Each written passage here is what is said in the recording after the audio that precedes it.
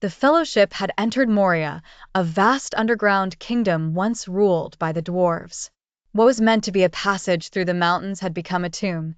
The great halls, once filled with life and laughter, now lay in ruin, the echoes of ancient battles lingering in the air. Something dark and terrible had wiped out the dwarves of Khazad-dûm. And now, as the Fellowship ventured deeper, the same doom awaited them. And, in the darkness, something was watching. This is part 4. The Balrog Awakens. The moment Gimli saw the tomb of Balin, his heart sank. His people, his kin, had perished here, their bodies long turned to dust. He fell to his knees before the stone slab, grief etched into every line of his face. This was Balin's chamber, he whispered, voice heavy with sorrow. He tried to reclaim Moria, but he failed. The Fellowship stood in somber silence, the weight of history pressing upon them. Boromir scanned the chamber warily, gripping his sword. Then we should not linger.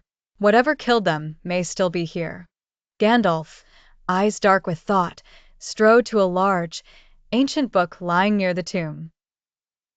The pages were brittle, stained with blood. Carefully, he lifted it and began to read the final, desperate words of the dwarves.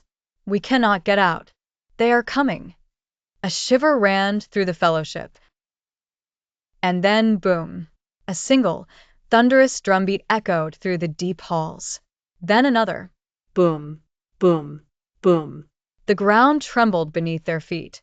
From beyond the door, they heard it, guttural shrieks, heavy footsteps.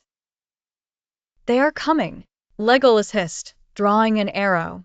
Boromir rushed to the door, slamming it shut just as a spear was hurled inside, narrowly missing his head. We make our stand here, he barked, bracing against the wood. More drums, more shrieks, and then silence. A pause, a breath, and then bang. The door shattered inward, revealing orcs, hideous, snarling creatures with blackened blades. Trolls loomed behind them, their eyes gleaming with hunger. Shields up! Aragorn roared. The battle for Moria had begun. The first wave rushed forward, and steel clashed against steel. Boromir and Aragorn met them head-on, swords flashing, cutting through the monstrous attackers.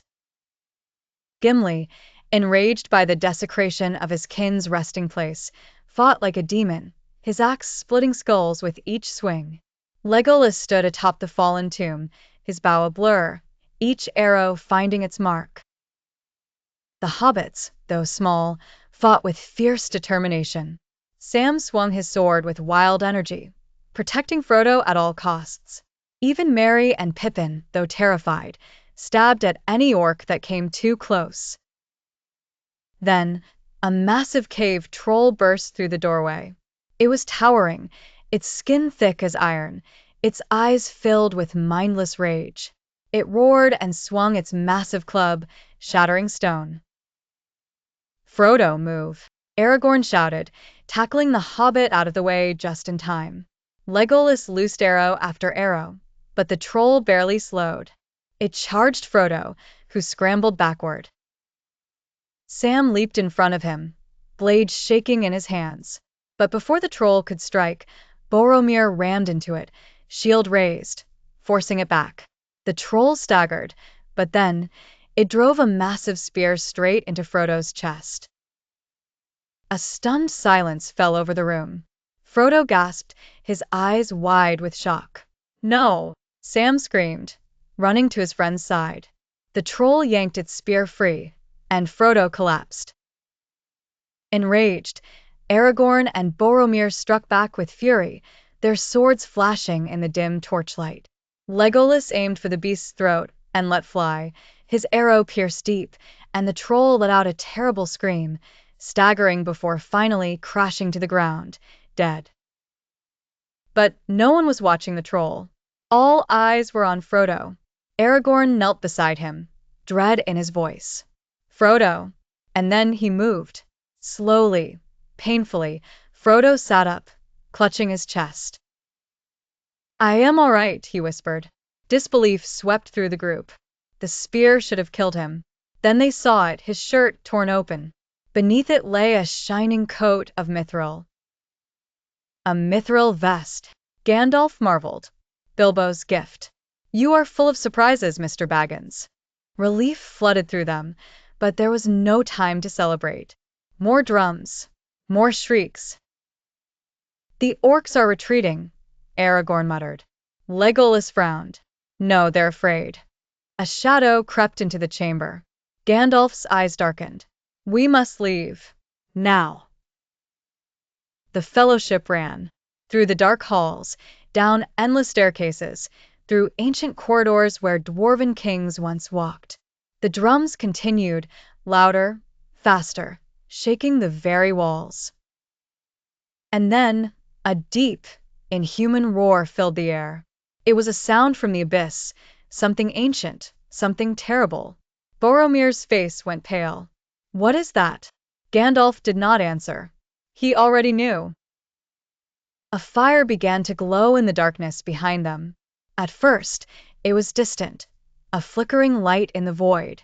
Then it grew, larger, brighter, until it became a living inferno. Then they saw it. A creature of shadow and flame, towering over them, its eyes burning embers of malice. The Balrog.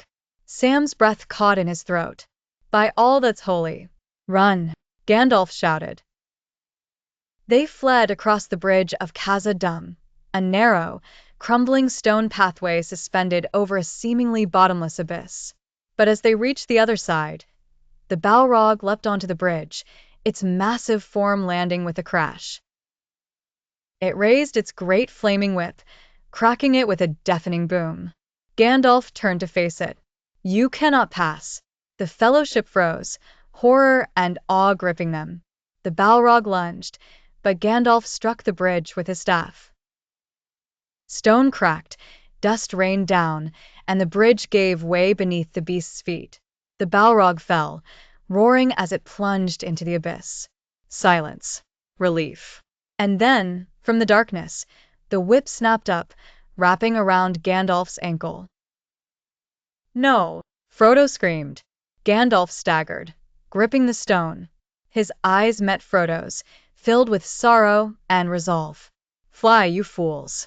And with that, he let go. He plummeted into the blackness. Gone. The Fellowship stood frozen, shock and grief overwhelming them. But Aragorn's voice cut through the silence. To the exit. Now. They ran, escaping into the cold air of the mountains, the sun blinding after the darkness of Moria. But their hearts were heavy. Gandalf was gone, and the road to Mordor had never felt longer. Closing narration and next time teaser: The Fellowship had survived Moria, but at a terrible cost. Gandalf the Grey had fallen.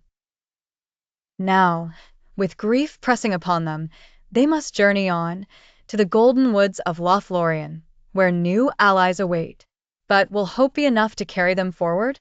Join us next time in Part 5, The Lady of the Wood, as the Fellowship finds refuge and temptation.